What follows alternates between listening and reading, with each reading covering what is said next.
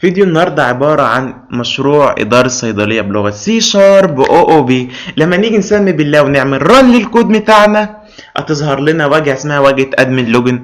الواجهة بتاعت ادمن لوجن دي بتضمن ان المستخدم هو الشخص المدير سيستم في الصيدلية او الدكتور. لو احنا جينا بصينا على الديزاين بتاع ادمن لوجن هتلاقين هنا مستخدم. ثواني بس اجيب الفورم واحد. لو احنا جينا بصينا على الديزاين بتاع ادمن لوجن، استعملنا هنا صورة على الجنب الشمال سمينا صورة فارماسي، واستعملنا هنا اتنين ليبل وسمينا اول ليبل يوزر نيم وتاني ليبل سميناه باسورد. فايدة الليبل ديت بترشد المستخدم انه يحط هنا الباسورد، يحط هنا اليوزر نيم ويحط هنا الباسورد. وضفنا كمان اتنين تكست بوكس. اول تكست بوكس غيرنا له النيم بتاعه في البروبرتيز وسميناه تكست بوكس 1، ودي المكان اللي هيحط فيه اليوزر نيم. وتاني تكست بوكس سميناه من النيم تكست بوكس 2، وده اللي هيحط فيه الباسورد. وضفنا كمان زرار وسميناه زرار بوتن وسميناه اللوجن. لو احنا جينا بصينا على الكود المكتوب جوه الزرار اللوجن، اول حاجه اف string دوت از نال اور امبتي بين قوسين تكست بوكس 1 دوت تكست اللي هو مكان اليوزر نيم. احنا بندينا له امر لو المكان ده متساب فاضي امبتي خالص ايدي امر. وكمان string is null or empty or white space بين قوسين دوت تكست بوكس 2 دوت تكست. يعني لو انت سايب مكان تكست بوكس 2 اللي يحط فيه الباسورد فاضي وفي مسافه سبيس ايدي امر بليز انتر اول فيلد، ده هيظهر مسج بوكس اللي بيدخل البيانات بليز انتر اول فيلد.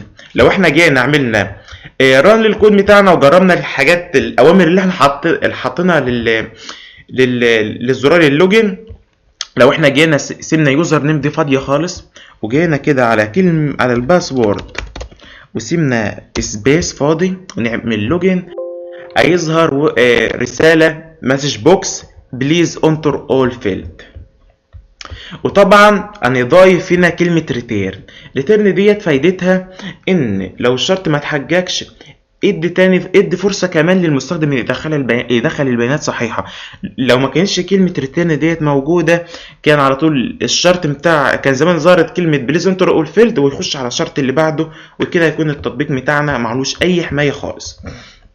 واستعملنا هنا حاجه اسمها هارد كود ادمن، سجلنا فيها كلمه السر الصحيحه والباسورد الصحيح المفروض المستخدم يدخلهم لما يجي يعمل ادمن لوجن في التطبيق بتاعنا. وضفنا وسميناه وعملنا ازاي اليوزر نيم الصحيح ده. عملناه ازاي string correct يوزر نيم يساوي ادمن وstring correct باسورد 1 2 3. لو احنا جينا بصينا على الاف كونديشن الثاني عملنا ازاي بقى اف كونديشن تكست بوكس 1 دوت تكست اللي هو مكان المفروض يتحط في الباسورد يساوي كوريكت يوزر نيم. يعني الكلمه بتاعت الادمن ديت لو المستخدم حط في تكست بوكس 1 الكلمه اللي بتساوي اليوزر نيم فدخله على طول للواجهه الثانيه اللي هي عباره عن فارماسي كنترول. وطبعا هو مش هيحط طبعا اليوزر نيم بس ولازم يحط الباسورد، فاحنا برضو مدينه امر برضو ان تكست بوكس 2 دوت تكست بيساوي كوريكت باسورد اللي هي باسورد 1 2 3. لازم يدخل يوزر نيم والباسورد صح علشان يخش للفورم الثاني اللي هو عن طريقه يعرف يدير الصيدليه ويعرف يتحكم فيها كلها. وطبعا احنا مدينا امر انه يظهر لما يدخل البيانات دي صحيحه يظهر مسج للمستخدم اللوجن سكسسفولي تم تسجيل عمليه الدخول بشكل صحيح. وطبعا عشان تظهر لنا الفورم الثاني اللي هو فارماسي سنتر عملنا اوبجكت علشان الفورم الثاني يفتح بعد الفورم الاولاني. ازاي نعمل اوبجكت هنيجي على الفورم الثاني اللي احنا عايزينه يظهر بعد الفورم الاولاني ونكتب اسمه اللي هو عباره عن فارماسي سنتر ونسميه اي حاجه. طبعا انا سميته هنا سنتر بيساوي نيو فارماسي، وبعدها عملت سنتر دوت شو اللي هيظهر بعد ما ندخل يوزر نيم والباسورد صح. وغير كده اظهر للمستخدم invalid username or password.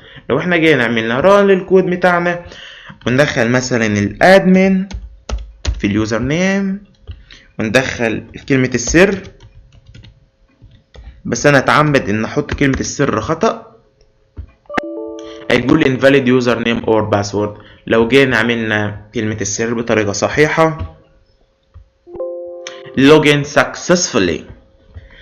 دلوقتي احنا بقينا في pharmacy control unit، من خلالها نعرف نضيف ادويه، نعرف نضيف الكاستمر، نعرف نضيف السيلز، السبلايرز، وضفنا كمان زرار الاكزيت اللي هو الخروج من التطبيق كله. لو احنا جينا على زرار الهوم وشفناه بيعمل ايه، هنشوف دلوقتي الكود اللي مكتوب جوه زرار الهوم عباره عن ايه. اول حاجه مكتوب في زرار الهوم dialog result بيساوي، انا ارجع للحته دي كمان مره، بس لو احنا جينا بصينا هنا message.show يعني اظهر للمستخدم رسالة are you sure you want to home، انت متأكد انك عايز ترجع للصفحة الرئيسية بتاعت الهوم. طبعا عشان انا شرحت الكود المكتوب جوه الهوم بس نسيت اقول لكم فايدة الهوم ديت ايه، بترجعك لصفحة الادمن لوجن تاني، يعني بترجعك لصفحة الادمن لوجن تاني. فاحنا بنديله امر dialog result ديت عبارة عن دالة بتحفظ نتيجة المستخدم لو كانت يس او نو. واحنا عملنا هنا message.show اظهر للمستخدم رسالة are you sure you want to home، وطبعا الرسالة ديت تظهر بان المستخدم يتك لا يس يا نو. وبعدها عملنا هنا if condition result بيساوي dialog.yes، يعني لو النتيجة بتاعت المستخدم اللي هو اختارها من الرسالة اللي ظهرت له يس بتساوي dialog result.yes، هيظهر على طول فورم واحد اللي هو كان عبارة عن admin login، وبعدها يقفل الصفحة بتاعت pharmacy control. وطبعا انا اديت هنا امر this.close انه يقفل pharmacy control ديت خالص وتظهر تاني صفحة الادمن لوجن. لو احنا جينا عملنا ران للكود بتاعنا ونشوف الموضوع ده بيمشي ازاي، لو جينا هنا ضغطنا على زرار الهوم طلعت لنا هنا مسج بوكس مكتوب فيها are you sure you want to home. طبعا لو انت اخترت هنا يس dialog result ديت بتحفظ النتيجه بتاعت المستخدم اللي هي كانت عباره عن اجابه بتاعتها بيس وبيساويها في الاف كونديشن يس بتساوي يس، فيتحجج الامر اللي هو عباره عن انه بيقفل الصفحه بتاعت الفارماسي كنترول ويفتح صفحه بتاعت الادمن لوجن. لو احنا جينا بصينا على الزرار بتاع الاكزيت بيعمل ايه، لو احنا جينا بصينا على الكود الموجود جوه زرار الاكزيت مكتوب هنا في زرار الاكزيت application.exit يعني اخرج من التطبيق. لو احنا جينا بصينا على الموضوع ده بيمشي ازاي،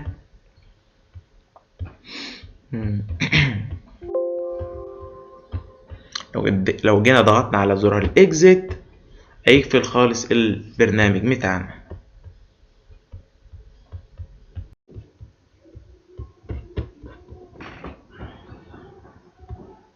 بعد ما شفنا دلوقتي فايدة زرار الهوم وفايدة زرار الاكزيت، هنيجي دلوقتي نتعرف على زرار الميديسن، وديت فايدته انك بتعرف تحط اسم الدواء اللي موجود عندك في الصيدلية والسعر بتاعه والكمية المتوفرة عندك في المخزن.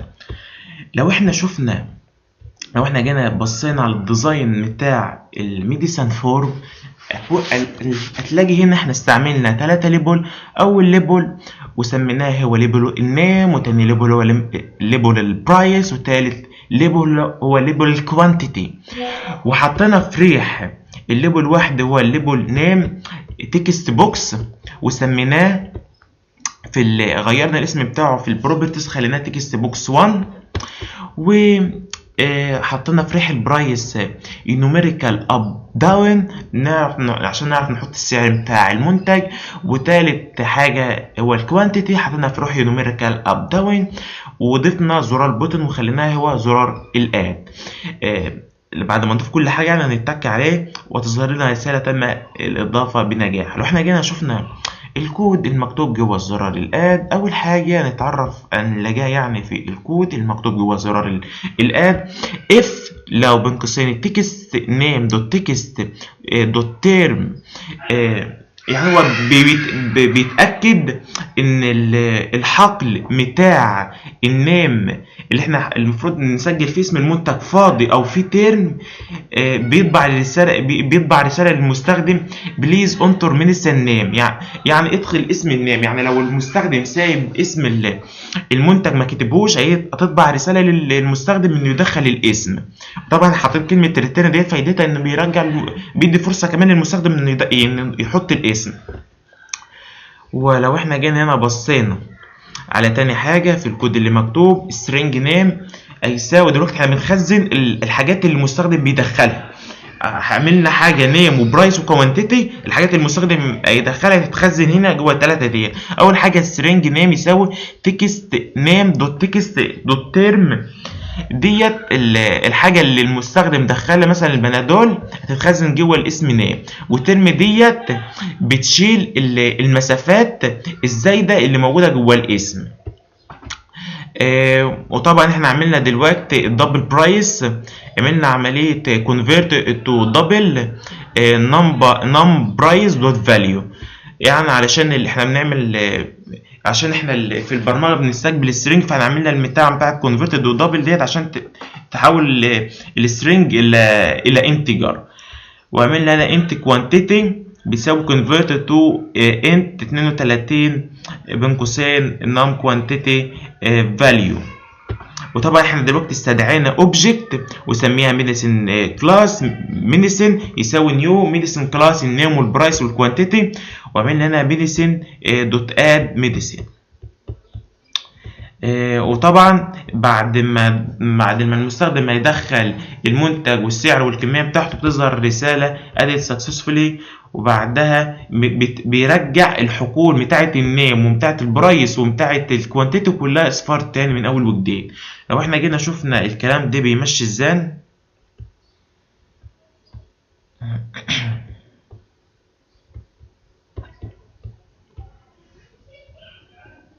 هندخل اليوزر نيم والباسورد ونعمل لوجن. هنيجي نشوف هنا زرار الميديسن بنعمل فيه ايه. بندخل هنا نكتب كلمة بانادول، وندخل السعر بتاعه اللي هو مثلا 90، والكمية بتاعته المتوفرة عندنا في المخزن 100، ونعمل كلمة اد. يقول اديت سكسسفولي. لو احنا مثلا سيبنا كلمة النيم فاضية، ايه اللي هيحصل؟ بيقول لي بليز انتر ميديسن نيم. من مبادئ ال OOP لازم يتوفر عندنا حاجة اسمها inheritance. لما نيجي نعمل inheritance بنعمل انشاء كلاس عادية، واحنا دلوقتي عملنا انشاء كلاس public class person وحطينا فيها النيم والفون، وعملنا هنا constructor حطينا فيه public person بين قوسين string name وstring phone، وخلينا النيم بيساوي النيم والفون بيساوي الفون. نيجي بقى نعمل لزان الانهيرتنس بان احنا نعمل كلاس جديدة خالص.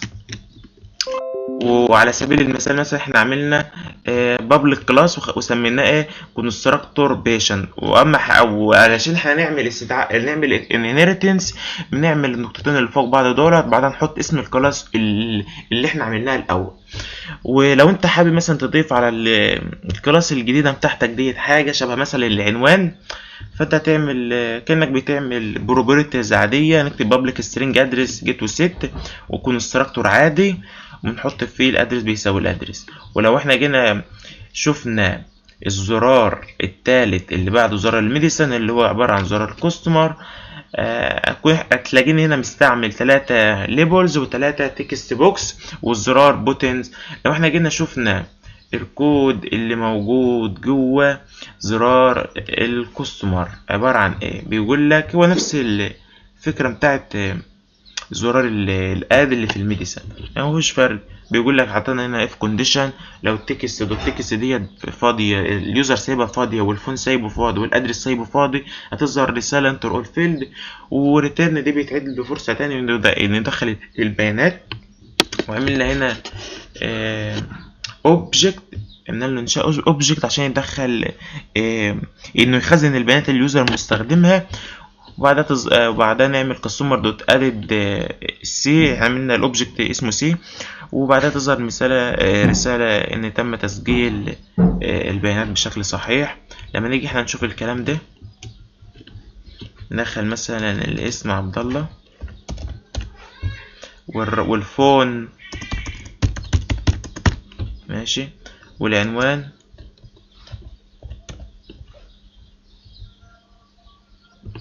تظهر رسالة customer ad successfully.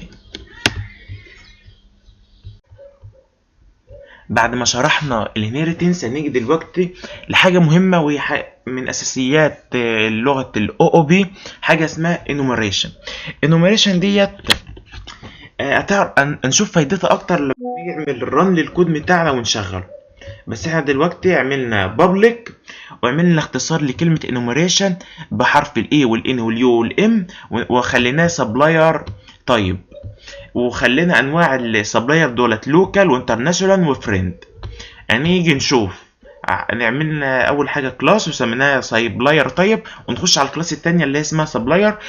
طبعا في السبلاير دولت احنا هنحتاج منهم الاسم النيم والفون. لو احنا كده نتذكر احنا كنا عاملين كلاس اسمها بيرسون، فاحنا هنعمل اللي كمان مره انهيرتنس ونستدعيها، فاحنا نعمل كلاس عاديه ونسميها سبلاير، ونعمل استدعاء للبيرسون بتاعت المره الثانيه، يبقى احنا عملنا تاني مره انهيرتنس. بس احنا عايزين في السبلاير كمان، مش عايزين النيم والفون بس، عايزين اسم الشركه ونوع السبلاير تايب ديت اللي احنا قلنا سبلاير تايب دولت يبقوا 3 لوكال وانترناشونال وفريند.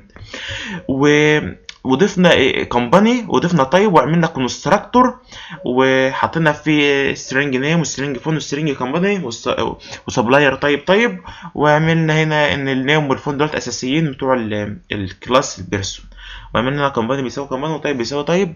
لو احنا جينا شفنا الديزاين بتاع السبلاير فورم دي بيتكون ازاي، هتلاقي هنا حاطط 4 ليبل و3 تكست بوكس و1 كومبو بوكس. ديت هتبقى ظاهره اكتر لما نيجي نرن للكود، هنعرف فايدتها. هيبقى فيها 3 انواع بتوع السبلاير طيب. يعني احنا مش هنحتاج نكتب مثلا، نكتب العلاقه بين السبلاير دولت، احنا هنختار ايه العلاقه بدل ما نقعد نكتب. وزرار الاد البوتنز هنشوف مكتوب في ايه، مكتوب فينا هنخزن بقى الحاجات اللي المستخدم هيحطها في التكست نيم والتكست فون والتكست كومباني، واللي يختاروا من الكومبو بوكس 1 هنخزنهم بقى هنا، ونعمل منها اوبجكت. الاوبجكت ده نسميه اس، وهيبقى حامل جواه النيم والفون والكومباني والطيب. وبعد ما يحمل الحاجات ديت هنعمل عمليه مسج بوكس دوت شو، هيظهر لنا ايه سبلاير ادد سكسسفولي. وطبعا احنا عملنا هنا اوبجكت اور array اوف اوبجكت، ودي برضو حاجه اساسيه من الاو او بي. وعملنا هنا ان سبلايرز بيساوي نيو سبلاير، حطينا هنا 100 شخص فيها، وعملنا انت اكونت بيساوي 0. وهنعمل هنا ايه عمليه اضافه، يعني نقعد نعد بقى كام واحد عمل سبلاير للصيدليه بتاعتنا. وبعد ده كله البتاع بتصفر تاني الخانات اللي كانت موجوده فيه. لما نيجي نعمل ران للموضوع ده ونشوفه يبقى عامل ازاي، مثلا نكتب الاسم بتاع السبلاير اللي بيجيلنا عبد الله مثلا، نحط مثلا الفون بتاعه،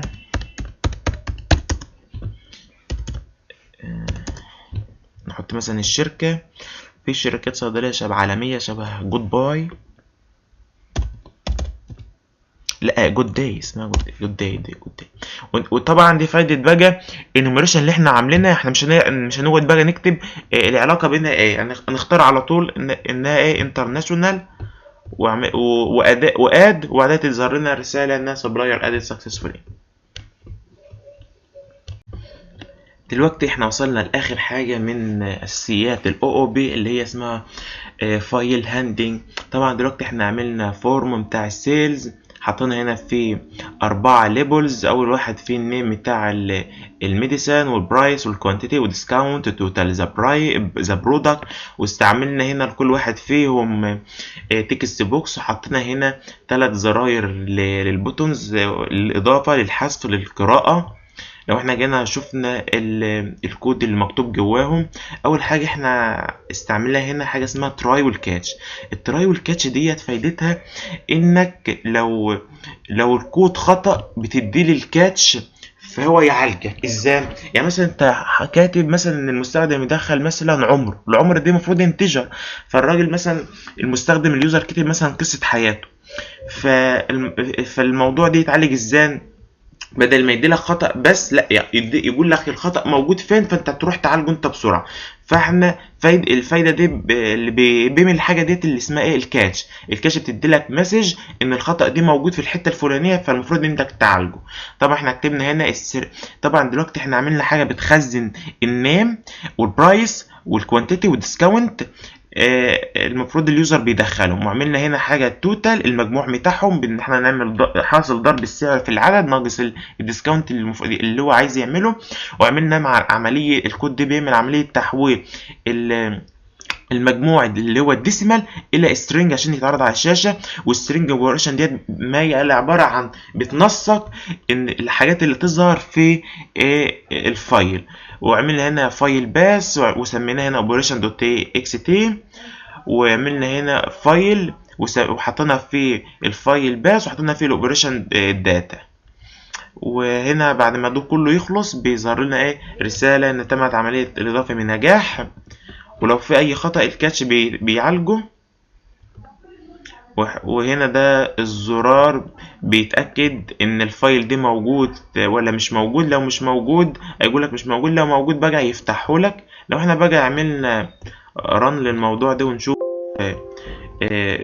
الزرار بتاع السيل دي شغال ازاي، فاحنا مثلا نعمل مثلا نوع المنتج بتاعنا بنادول، البرايس مثلا 100، الكمية بتاعتنا مثلا 50، هنعمل مثلا خصم جنيه مثلا، نعمل اد اوبريشن هتظهر لنا تمت اضافة العملية بنجاح، المجموع الكل 4999. اوكي. لو احنا عايزين نحذف العملية دي كلها نعمل ديليت. ماشي. نعمل مثلا ديليت فايل، هيظهر لنا جميع الحاجات اللي احنا كنا ضايفينها.